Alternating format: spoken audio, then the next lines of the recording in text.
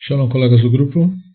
Bem-vindos novamente ao nosso estudo do Talmud Bavli, Masechet Berachot. Dando continuidade ao visto na aula passada, estamos na página 3a e na continuação do texto, como se vê, nós temos que continuar lidando com a opinião que foi trazida pelo Baraita. Na nossa última página, a Gemara havia dado uma resposta que o Rabino Meir teria dito para o Rabino Yehudá se ele achava que ele estava falando da definição dele de crepúsculo. Ao que ele explica que, na verdade, não era a definição dele, era a definição de uma outra pessoa, era a definição do Rabino Yossei de crepúsculo. E segundo o Rabino Yossei, ele explica, crepúsculo é um período extremamente curto. É, na verdade, um piscar de olhos que faz com que seja trocado luz do dia pelo anoitecer e vice-versa. Nesse caso, é impossível, portanto, mensurar. E isso justificaria a sua posição. Então, essa teria sido a última visão dele.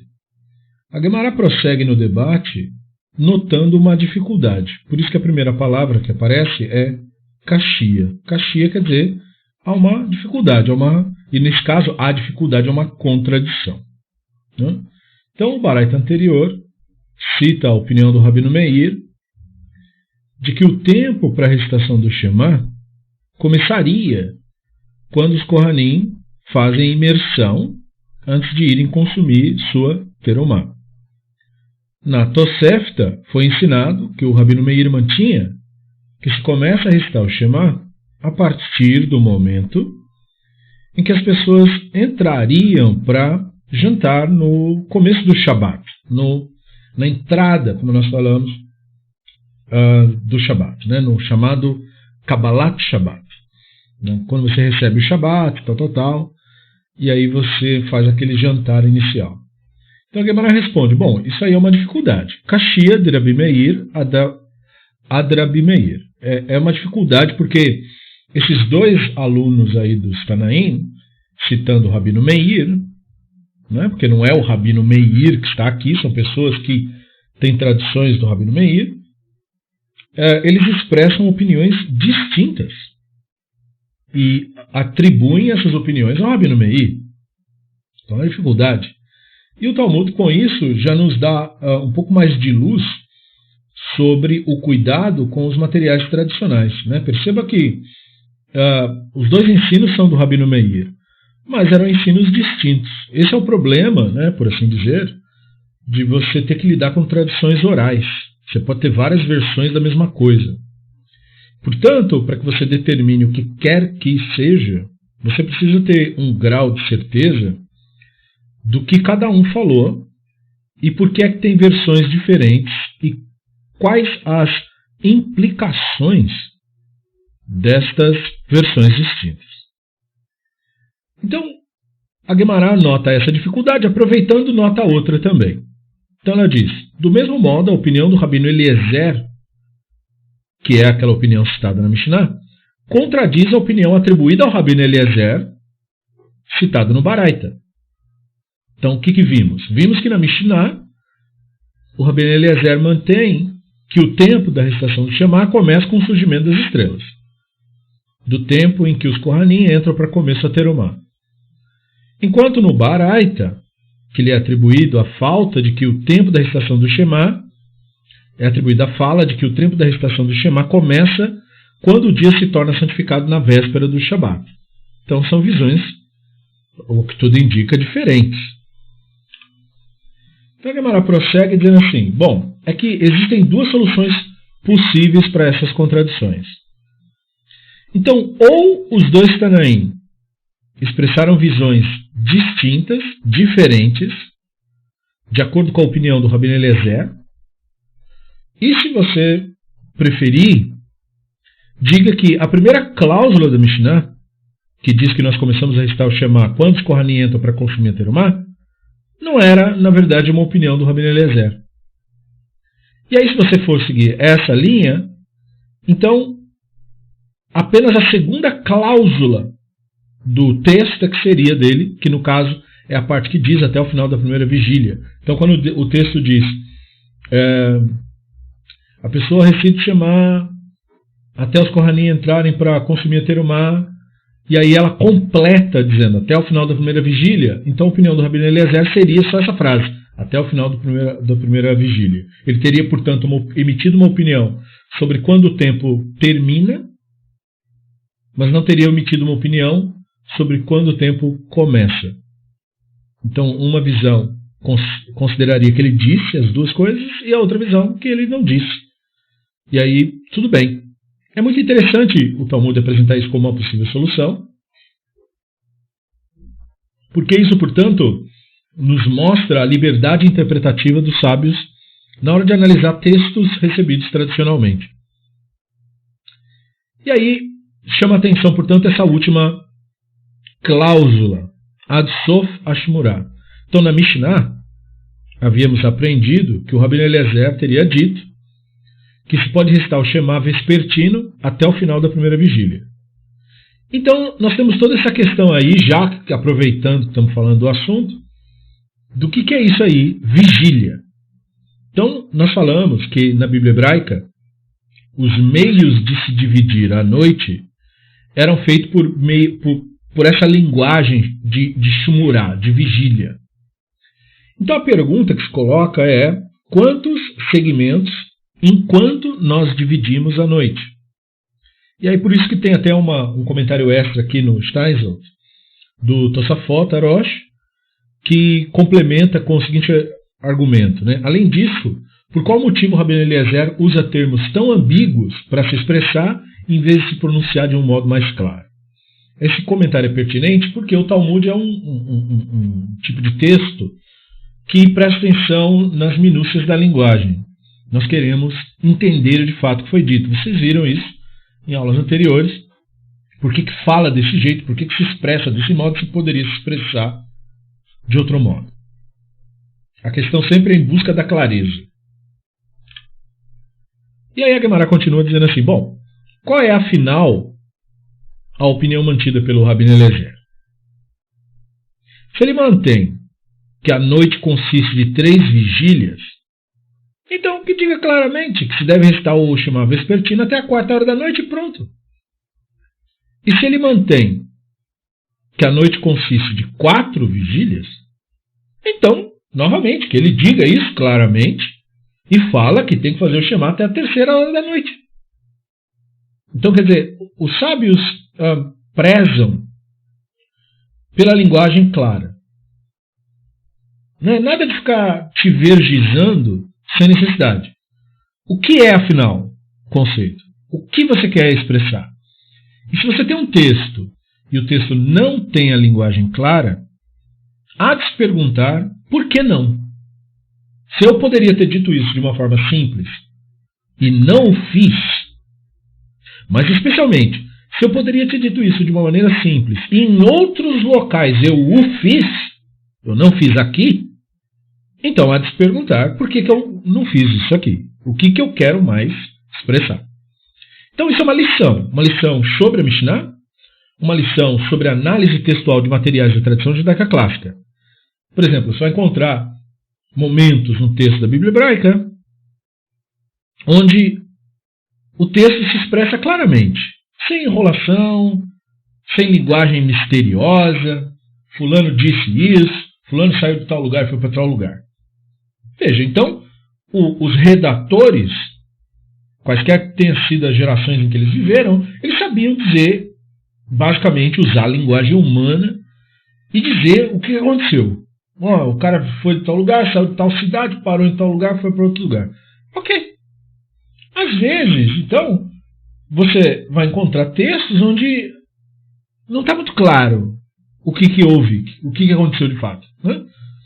Tipo, a noite caiu sobre ele. O que quer dizer esse tipo de expressão? Por que não falou anoiteceu? Por que usou esse... Entende? Ele usou anoiteceu em outros locais? Usou. Então por que agora ele mudou o negócio? Esse tipo de atenção é o que indica uma percepção e que houve uma alteração na linguagem para ensinar algo a mais, para indicar alguma ideia. Enfim, é o meu ponto de investigar. Então, a mesma coisa aqui.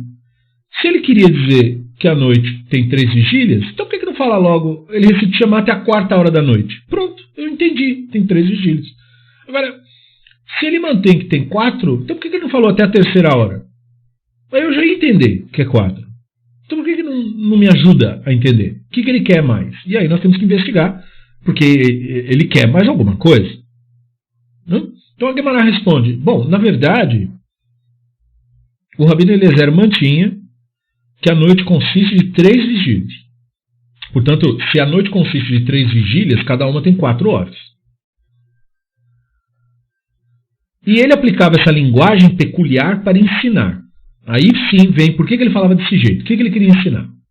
Bom, existem vigílias celestiais, tal como existem vigílias terrestres.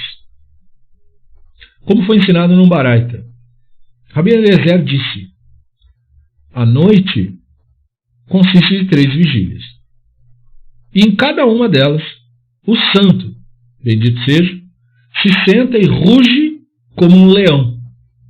Como está dito, Hashem ruge do alto, levanta sua voz de sua santa morada, ruge com poder contra a própria habitação. E o texto continua, grita alto, como quem pisoteia uvas, contra todos os moradores da terra. Isso é uma citação de Irmiyahu 23, 25, 30. Então, você percebe que há uma raiz hebraica no texto, e ela aparece 3 vezes aí. Raiz Shin, Aleph, Gimel. Shoeg, Sha'ag. Então, Hashem ruge, Hashem Ishag, e depois ruge com poder, Sha'og e Shag. As 3 vezes que essa raiz aparece, corresponderia então para ele às vigílias. E que, portanto, você tem também uma conceitualização. O verso é um verso de um profeta, está falando em linguagem metafórica, como sabemos disso, pelo fato de ser um texto profético. Não precisa haver discussão sobre a linguagem profética ser metafórica. Se ela é profética, por definição, ela é metafórica. Não tem como uma coisa ser profética e não ser metafórica. Isso não é o trabalho de um profeta, ele não é jornalista, nem historiador. O profeta é um profeta. Ele se expressa em linguagem profética. E você percebe claramente, Hashem ruge, como um leão. Então pronto, é uma linguagem metafórica, a menos que a pessoa acredite que Deus é o Lion Man. Não sendo esta sua crença em específico, então você percebe que é uma metáfora. E perceba como o profeta se expressa. Ele ruge do alto, levanta sua voz da sua morada, com poder. Ruge com poder contra a própria habitação, querendo dizer com isso, obviamente, o templo. Grita alto como quem pisoteia uvas. Talvez isso signifique alguma coisa, no sentido de que quando as pessoas faziam o trabalho de pisotear as uvas, havia algum tipo de festa ou algum tipo de bagunça entre as pessoas gritavam enquanto faziam isso. Mas nesse caso é uma coisa negativa. Gritar alto como quem pisoteia a uva contra todos os moradores da terra, no caso a terra de Israel. Então essas seriam as evidências textuais tradicionais da linguagem profética, que portanto estaria comunicando algum conceito relacionado ao divino, que na visão do Rabbi Eliezer quer dizer, da mesma forma que nós temos ciclos aqui no nosso mundo visível, a origem desses ciclos é o divino. Portanto, o manifesto do divino, na realidade, também funciona desse modo, por meio de ciclos. E aí, portanto, não é que nós temos ciclos no mundo físico, no mundo observável, que teriam seu funcionamento independente da sua origem. Não, está ligada à origem. Né? E o profeta, portanto, estaria revelando essa sutileza. E aí ele prossegue. E os sinais da transição entre cada uma dessas vigílias seriam os seguintes. Na primeira vigília, os jumentos azurram. Na segunda, os cachorros latem. Na terceira, quando as pessoas, portanto, começam a levantar, já está amanhecendo, né? Os bebês procuram o peito de suas mães e esposas conversam com seus maridos. Então, para o Rabino Eliezer, o que o profeta estava falando lá é que o que você vê no mundo, que você acha que é um caos, né? O profeta Irmiá é aquele profeta que viu a destruição do templo e tudo isso. Na verdade, o que você está vendo é um ciclo de ação e reação. Né? Você está vendo a concretização que nunca é desligada de sua fonte, de sua origem, que é o divino, que é essa expansão, que é o mistério do universo. Essas coisas têm uma ligação. E, portanto, você pode usar isso, porque como os ciclos da natureza são constantes, você pode usar isso para se orientar sobre o que está acontecendo. E o profeta estaria, portanto, revelando, explica o Rabino Eliezer, que aquela força de expressão que o profeta usou do Hashem rugir afetaria alguma percepção em seres, e nós veríamos alguma coisa que nos permitiria ter uma noção do que está havendo. Então ele diz, quando no meio da noite jumentos azurram, possivelmente avistando predadores ou percebendo pelo cheiro predadores, algum movimento aconteceu e a natureza sendo cíclica, aquilo avisa uma vigília. Né? Existe um período em que isso vai acontecer. E na segunda vigília são os cães que se tornam mais... Por quê? Porque o cão ele não dorme uma noite inteira. Ele dorme apenas algumas horas, depois ele logo acorda. E na terceira, que seria já, portanto, perto do amanhecer, é aquele momento instintivo onde os bebês já estão com fome. Né? E as esposas, então, passam a conversar com os maridos. Por quê? Porque eles vão sair de casa, vai para o campo, vai caçar, ou vai fazer as coisas, vai ficar o dia todo fora. Então, a chance de conversar, o que quer que seja ser conversado, é nesse período. E, portanto, todas essas pessoas, todos esses personagens, eles são personagens motivados, ou a sua ação é impulsionada pela natureza. É uma coisa externa a eles mesmos que os motiva, que os impulsiona. E é interessante o Rabino Eliezer colocar o ser humano no meio desse processo, em vez de colocar o ser humano, por exemplo, como um ser que não depende da natureza, que não faz parte do que acontece, que está acima dela. Não. Os jumentos azurram, os cachorros latem, os bebês procuram as mães e as pessoas começam a conversar. Ou seja, todos esses fenômenos cíclicos, né, esse impulsionar, vem todos eles da natureza. E aí, portanto, a natureza, sendo um manifesto do divino, portanto, todos esses fenômenos que podem ser observados podem ser usados como meios de eu saber quais são as vigílias da noite, diz o Rabino Eliezer, se valendo da linguagem simbólica do profeta, obviamente, se baseando naquele verso do profeta. E aí ele continua, com relação a esses sinais de transição, aí a Guimara pergunta assim, bom, mas qual foi a enumeração feita pelo Rabino Eliezer? Porque se você disser que ele enumerou o começo das vigílias, ou seja, quando os jumentos azurram, começou a primeira vigília. É isso que ele quer dizer? E os cachorros latem, começou a segunda vigília. E os bebês procuram as mães, começou a terceira vigília? Então, se ele está falando do começo das vigílias, então por qual motivo eu preciso da primeira vigília? Eu não preciso dos jumentos azurram, porque anoiteceu. É o crepúsculo que é a primeira vigília. Então eu não preciso do primeiro sinal. E se você dizer que ele enumerou o final das vigílias, ou seja, que quando os jumentos azurram, acabou a primeira vigília. Quando os cachorros latem, acabou a segunda vigília. E quando os bebês procuram as mães, acabou a terceira vigília. Então a Guemará pergunta, mas por qual motivo eu preciso da última? Porque está amanhecendo, eu já sei que acabou a terceira vigília, eu não preciso desse sinal. Então, isso implica que pelo menos 2 desses 3 sinais são supérfluos. Sendo supérfluos, como que eles podem ser a interpretação do que o profeta falou? Né? Quer dizer, o que o profeta estava querendo declarar? Uma obviedade? Então a Guemará faz um questionamento. Veja, a Guemará coloca no ensino, aspas, espiritualizado do Rabino Eliezer, uma análise lógica do que ele está falando. Mas baseando no seu próprio argumento, eu percebi aí que eu não vi muito sentido no que está falando. Né? Explica melhor isso daí.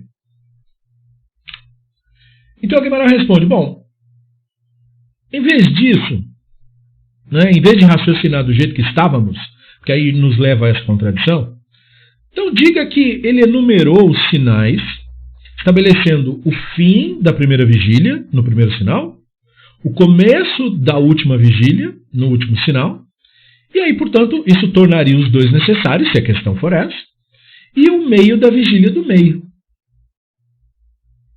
E, já sabendo que essa resposta não é lá muito boa, a Guemará diz assim, bom, e se você preferir, diga em vez disso, ele enumerou todos os finais, tudo aquilo é o final da vigília.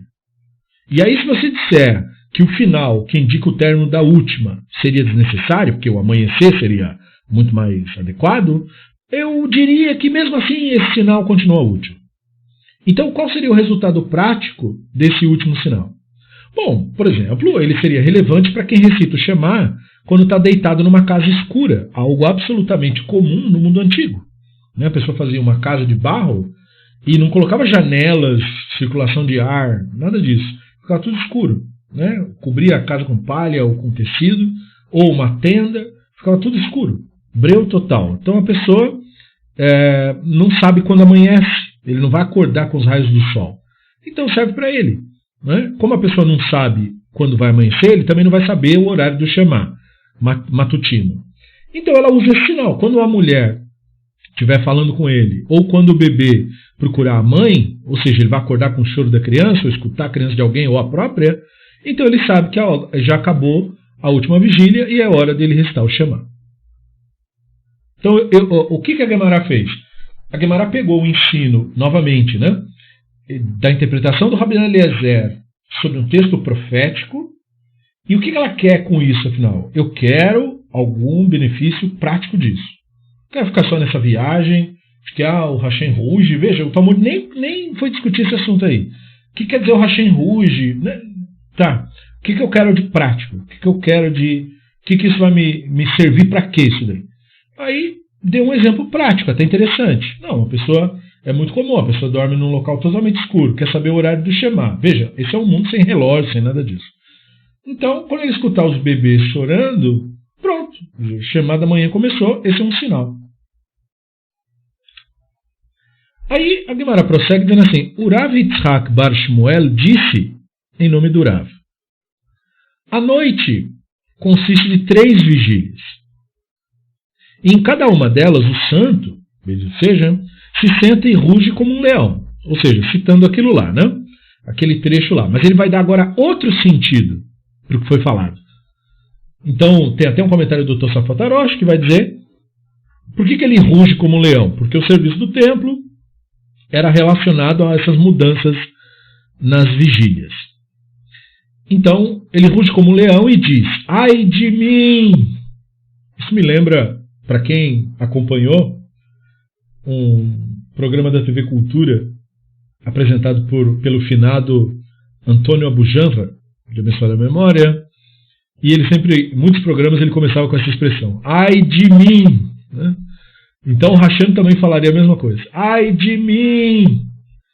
Que devido aos pecados deles, eu destruí minha casa, queimei meu templo e os exilei entre as nações do mundo. Então, obviamente, o Rav Yitzhak Bar Shmuel estava ensinando em nome do Rav uma Agadá. Né? Uma Agadá um midrash construído em cima de outro midrash. O midrash profético, que é da linguagem profética, que transmite a experiência do profeta, foi transformado num novo midrash agora, numa nova Agadá. Nessa Agadá, o divino, o rugir, portanto, é um lamento. Porque se você pega só a linguagem profética, o rugir parece um vociferar.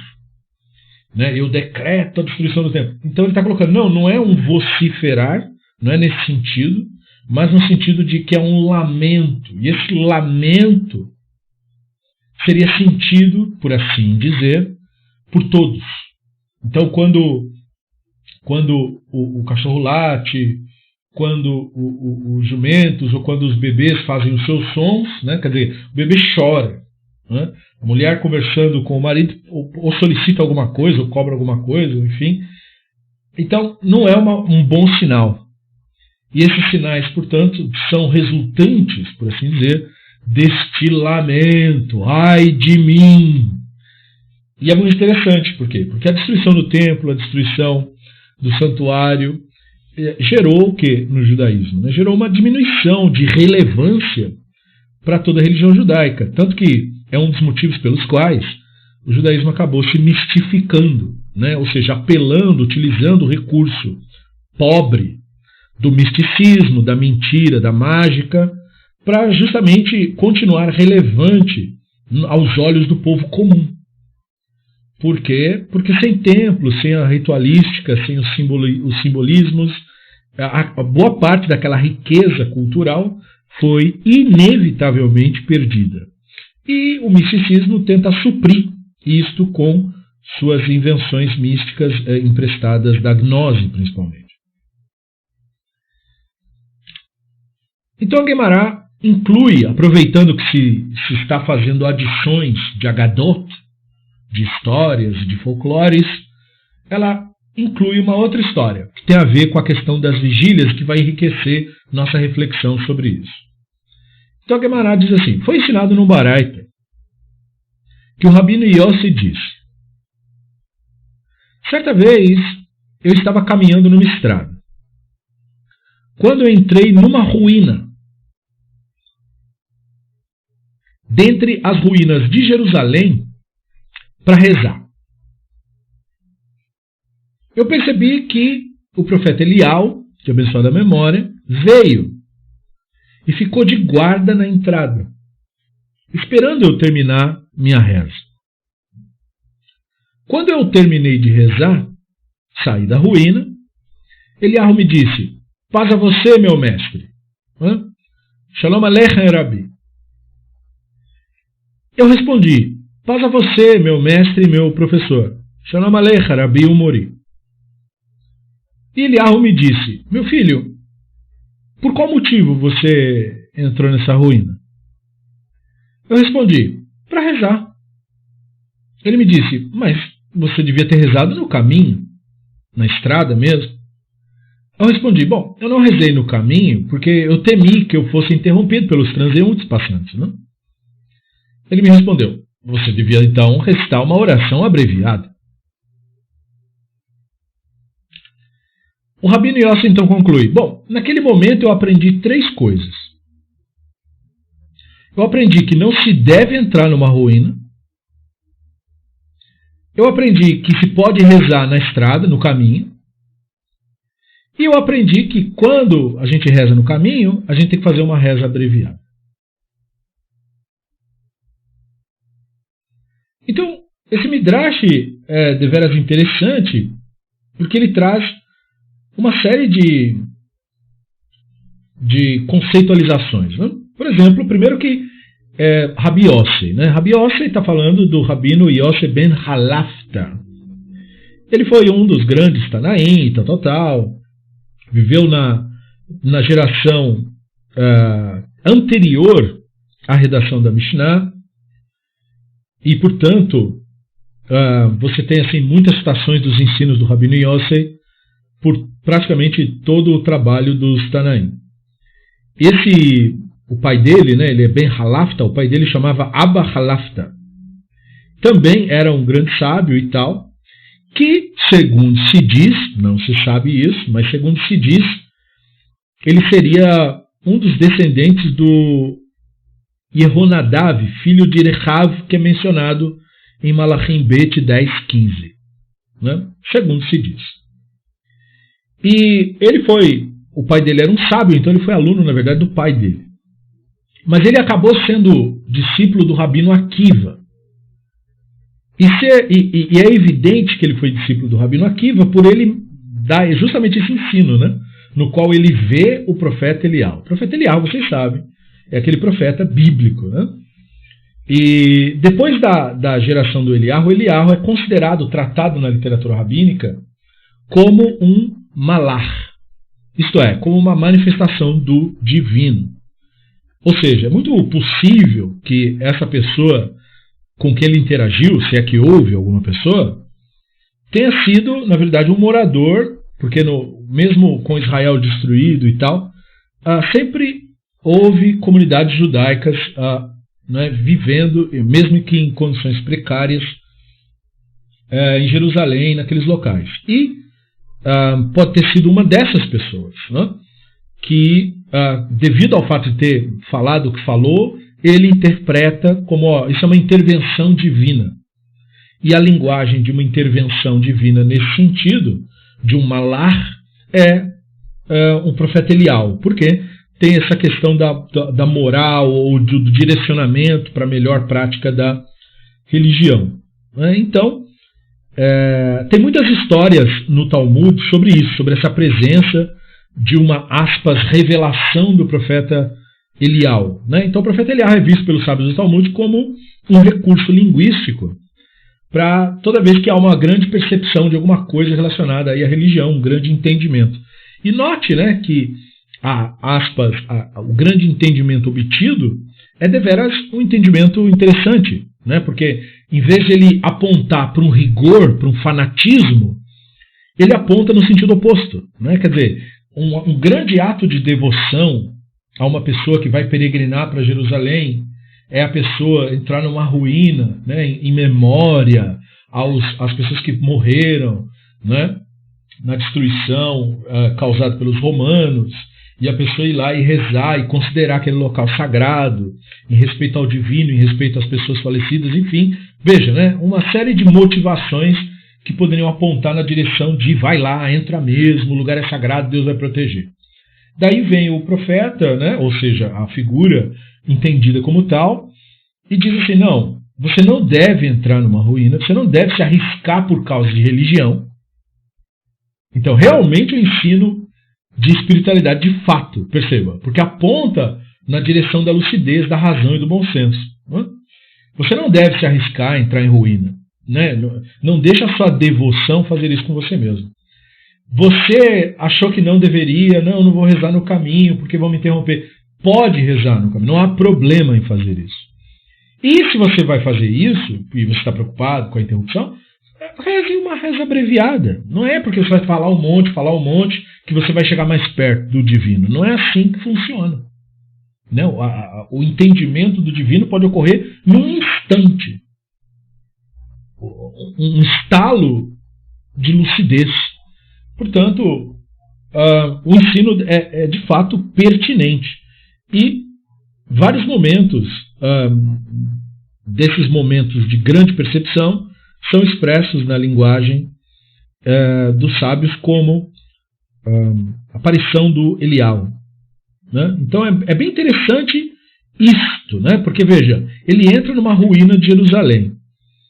Então, isso quer dizer que ele foi peregrinar, né? Como era comum muitos sábios fazer isso naquele período, mesmo que estivessem ali na região, mas morassem, por exemplo, em outros locais ali de Israel.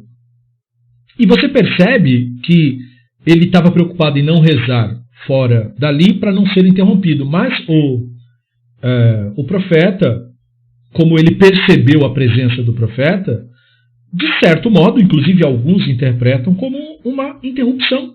Né? O profeta o teria interrompido, justamente para que ele não se exacerbasse no que ele estava fazendo. E o que ele estava fazendo? Ele estava lamentando a destruição. Né? Então, mais uma dica dos ensinos que são extraídos dessa pequena Agadá é o fato de o profeta ter dito a ele que não, você não deve prolongar o seu lamento. Sim, houve uma destruição. Sim, houve uma tragédia. Mas o próximo passo a isto é aceitar os fatos. Não é se remoer neles, nem lamentá-los ad eterno. Mas aceitar os fatos, aceitar o ocorrido e seguir dali adiante. Sim, temos que nos lembrar. Sim, temos que permanecer com a nossa história. Mas isso não quer dizer que você vai ficar com a sua mente no passado. Isso simplesmente quer dizer que você preservará a sua história, mas você deve viver focado no momento presente. Então, se esse local um dia foi um local sagrado no passado, e de fato, considerado assim pela população, muito bem, isso permanece. Mas agora é uma ruína, então não se deve entrar. Sim, você teve o plano de fazer a sua reza naquele local, mas você pode fazer isso no caminho. Né? Ou seja, enquanto você está no exílio mesmo, enquanto você está... você acha o quê? Que o divino escuta mais num lugar do que em outro? Não é assim que funciona. Né? E você pode se expressar brevemente sobre isso. Você não deve habitar com a sua mente na destruição e no lamento e tal. Não, não há necessidade disso. Você deve sobreviver, você deve cuidar do seu momento presente.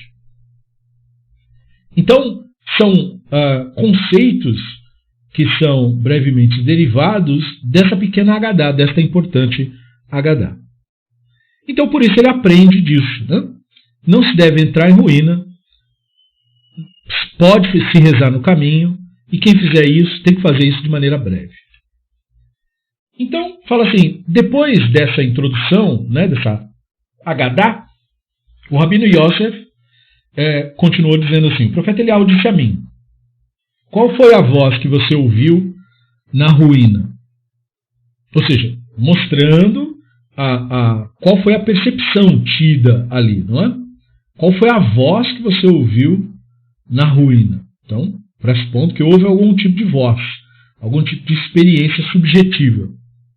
Respondi, ouvi uma voz celeste, arrulhando como um pombo, e dizendo, ai dos meus filhos, devido a seus pecados, destruí minha casa, queimei meu templo e os exilei entre as nações. E Eliyahu me disse, por tua vida, por tua cabeça, a voz não chora deste modo apenas nesse momento. Mas essa voz chora 3 vezes, todos os dias.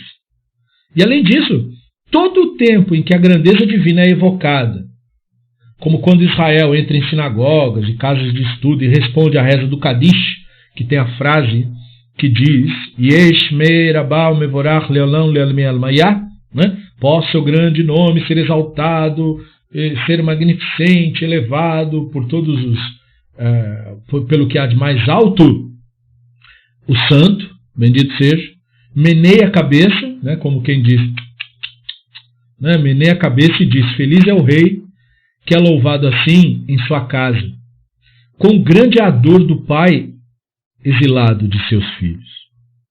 E ai dos filhos que foram exilados da mesa de seu pai.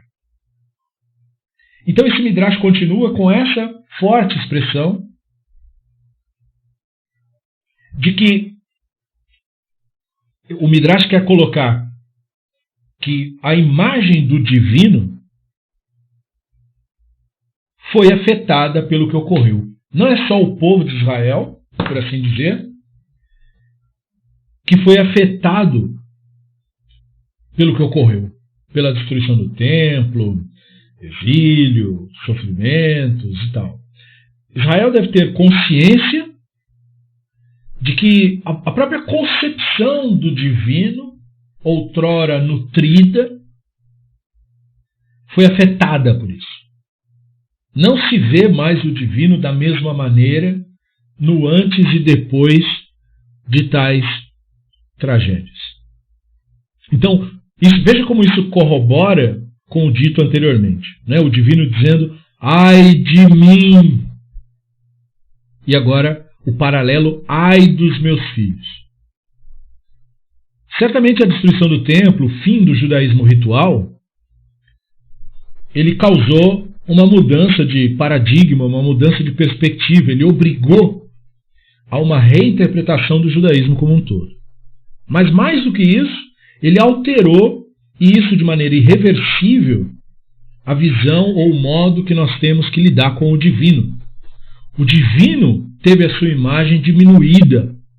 A percepção do divino, por assim dizer, e é isso que quer dizer imagem, sua percepção, a nossa, portanto, percepção do divino, foi diminuída com a redução, com as tragédias e com o ocorrido. E nós podemos ainda avançar e dizer que isso foi ainda mais diminuído depois da Segunda Guerra Mundial. Então, aquela visão de outrora, enriquecida com uma forte linguagem midrástica, agadática, ela foi fatalmente ferida por uma nova percepção que acabou, portanto, tirando o encanto das antigas imagens que se tinha do divino. Você olha textos de Terrilim ou de outros momentos da Bíblia hebraica, onde você tem uma imagem exuberante do divino, mas que não cabe mais pós-destruição do templo.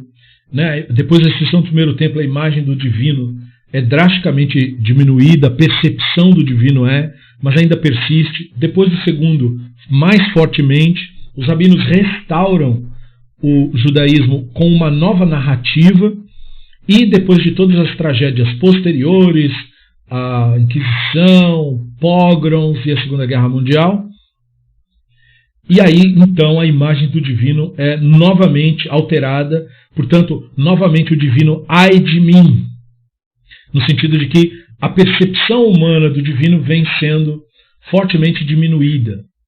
Isso é bastante relevante para nós que lidamos com a questão da percepção do divino, porque os esforços, portanto, dos sábios é justamente a restauração da percepção do divino na realidade.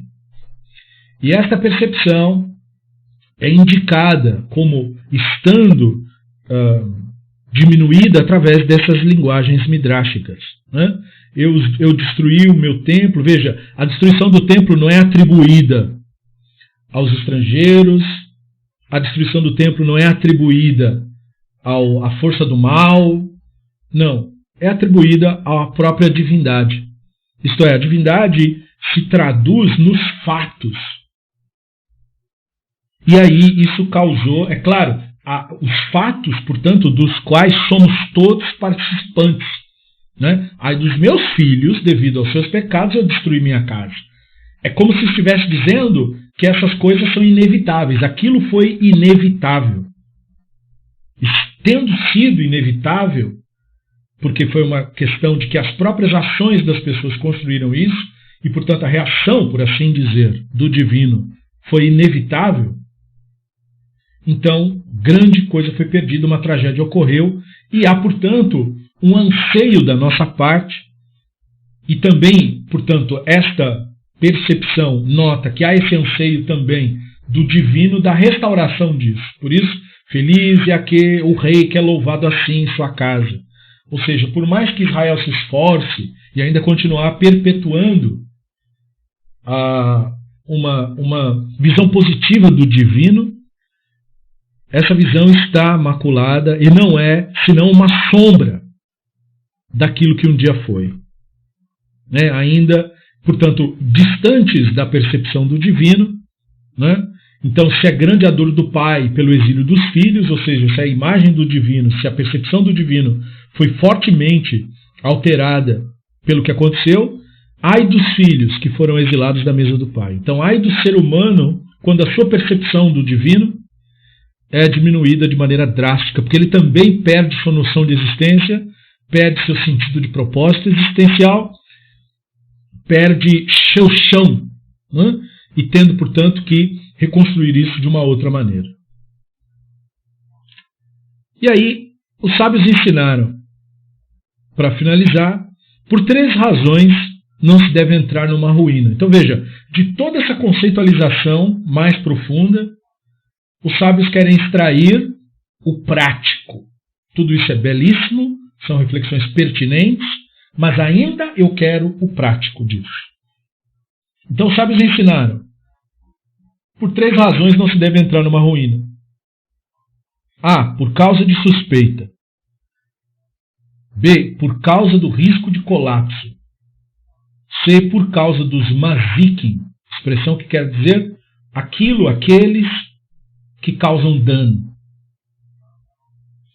Como estas razões, as 3, parecem supérfluas, porque no caso você não vai entrar numa ruína, então bastava dizer colapso, ou bastava dizer suspeita. Por que trazer as 3? Então a Guemará pergunta, por qual motivo a razão da suspeita é necessária? Que essa regra seja derivada só do colapso. Isso é uma questão disso. Então nós temos as derivações práticas dos ensinos e das reflexões conceituais, mostrando um pouco a característica da elaboração da própria ritualística posterior ao templo da religião judaica, que procurava traduzir em observâncias as ideias conceituais, né? Sem desprezar as ideias conceituais, sem recusar a profundidade das ideias conceituais, mas procurando também extrair daquilo direcionamentos objetivos, até para suprir aquele que não dá conta das concepções mais complexas ou mais sutis. Então, não se deve entrar numa ruína se extrai da Agadá sobre o profeta Eliyahu aparecendo para o Rabino Yossi. Não se deve entrar em ruína, e o motivo é porque a ruína pode cair na pessoa, então não se deve, por causa de devoção religiosa, correr risco de vida, mas também não se deve entrar numa ruína, às vezes por razões não religiosas. Por exemplo, uma pessoa, por causa da questão da suspeita, ou seja, do lachonará, das pessoas falarem mal dele, suspeitarem que a pessoa está indo lá fazendo algo que não deve fazer. Também não se deve, mesmo que não tenha que ver com a questão da religião, para evitar falatório. E também não se deve por causa de mazikim. E mazikim é uma expressão que tem a ver com crenças babilônicas e que são agora lidadas, trabalhadas dentro do conceito da tradição judaica clássica, dentro da maneira como os rabinos absorviam essas mitologias. Mazik é alguma coisa que causa dano e que eu não sei identificar o que significa, eu não consigo enxergar isso. E aí, disto, misticismos diversos vão transformar nas crenças, no equivalente a crenças em demônios, fantasmas demoníacos, espíritos do mal, crenças essas que eram muito, muito comuns na Babilônia, como não é surpresa para ninguém, e estas crenças, portanto, eram absorvidas, eram consideradas também pelos sábios, que viviam imersos nessa cultura, dentro da qual milhares de pessoas, toda a cidade dizia que as pessoas ficam doentes por causa disso. E, portanto, há esse risco em locais específicos, né? Então eles dizem, bom, há esse risco em ruínas, porque ruína geralmente é uma estrutura de pedra que colapsou, possivelmente em cima de pessoas que ali faleceram e por ali ficaram. Então, cadáveres podem ser transmissores de doenças diversas, além dos animais, peçonhas, enfim, moscas, enfim, tudo quanto é tipo de problema que você pode ter nesses locais. Então, tudo isso, como nada disso era conhecido, e esses agentes que causavam dano, infecções e diversas doenças não eram visíveis, então são essas coisas que causam dano e não sabemos o que essas coisas são. A isto se denominou mazikim. E toda a teologia construída em cima disso na verdade, é simplesmente uma tentativa de utilização dos termos que os rabinos utilizavam para tentar lidar com aquilo que eles não conheciam e utilizar isso de uma maneira mágica e mística, em geral para vender algum tipo de produto, para iludir alguma pessoa nesse tipo de crença, já que não é pequeno o número de pessoas que se devota à crença em ideias mágicas e místicas, infelizmente, até hoje, em pleno século XXI. Isto conclui a nossa aula de hoje. Eu agradeço aos nossos participantes, aos nossos colaboradores, e nos vemos numa próxima aula. Bezrat Hashem.